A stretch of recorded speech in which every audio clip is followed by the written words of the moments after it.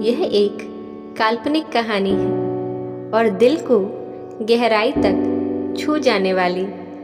एक बार स्वर्ग में विचरण करते हुए कृष्ण और राधा एक दूसरे के सामने आ गए। विचलित से कृष्ण, प्रसन्नचित सी राधा। कृष्ण सकपकाए और राधा मुस्कुराई। इससे पहले कि कृष्ण कुछ कह पाते, राधा बोल उठी, कैसे हो द्वारिकाधीश। जो राधा उन्हें काना काना कहकर पुकारती थी, उसके मुख से द्वारिकाधीश का संबोधन कृष्ण को भीतर तक घायल कर गया। फिर भी किसी तरह अपने आप को संभाल लिया उन्होंने और बोले राधा से, मैं तुम्हारे लिए आज भी वही काना हूँ। तुम तो मुझे द्वारिकाधीश मत कहो। आओ बैठते हैं, कुछ मैं अपनी कहता हूँ, कुछ तुम अपनी सुनाओ। सच कहूँ राधा, जब जब भी तुम्हारी याद आती थी, आंखों से आंसुओं की बूंदें निकल जाती थी। राधा बोली, मेरे साथ ऐसा कुछ नहीं हुआ। ना तुम्हारी याद आई, ना आंखों से आंसू बहा, क्योंकि हम कभी तुम्हें भूले ही कहाँ थे। जो तुम याद आते, इन आंखों में तो सदा तुम ही थे। कहीं आंसुओं के साथ निकल ना जाओ, इसलिए रोते भी नहीं थे। कान्हा, प्रेम से अलग होकर तुमने क्या खोया, इसका एक आईना दिखाऊं तुम्हें। कुछ कड़वे सच और प्रश्न सुन पाओ तो सुनाऊं तुम्हें। कभी सोचा है इस तरक्की में तुम कितने पिछड़ गए हो। यमुना के मीठे पानी से जिंदगी की शुरुआत की और समुद्र के खारे पानी तक उतर गए हो। एक उंगली पर चलने वाले एक सुदर्शन चक्र पर भरोसा कर लिया और 10 उंगलियों पर चलने वाली बांसुरी को भूल गए। कान्हा, जब तुम प्रेम से जुड़े थे तो जो उंगली गोवर्धन पर्वत उठाकर लोगों को विनाश से बचाती थी, प्रेम से अलग होने पर वही उंगली क्या क्या रंग दिखाने लगी। सुदर्शन चक्र उठाकर विनाश के काम आने लगी।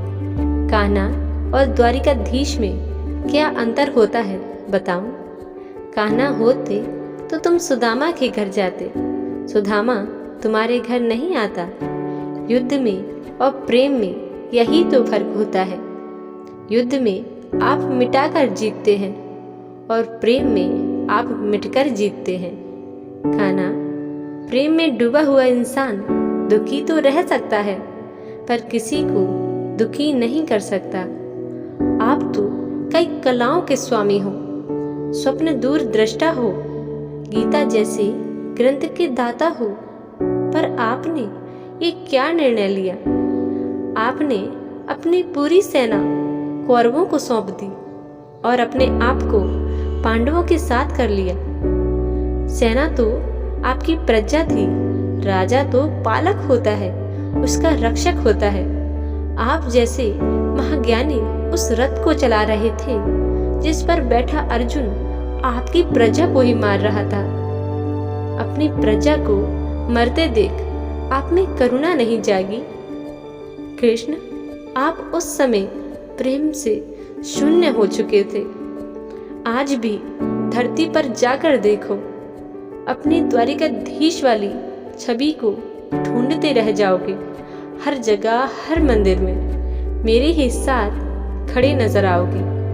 मैं जानती हूँ कान्हा, लोग गीता के ज्ञान की बात करते हैं, उसके महत्व की बात करते हैं, पर धरती के लोग युद्ध वाले द्वारिकाधीश पर नहीं, प्रेम वाले कान्हा पर भरोसा करते हैं। गीता में मेरा दूर दूर तक नाम नहीं है, पर आज भी लोग उसके समापन पर राधे राधे कहते हैं। ये कहानी काल्पनिक जरूर है, पर इसके भीतर छिपी सीख बहुत महत्वपूर्ण है। श्री कृष्ण के पास कभी किसी प्रश्न का उत्तर ना हो, ऐसा तो हो ही नहीं सकता, परंतु राधा द्वारा लगाए गए प्रश्न चिन्हों पर कान्हा मौन रहे। यही तो प्रेम में समर्पण का भाव है।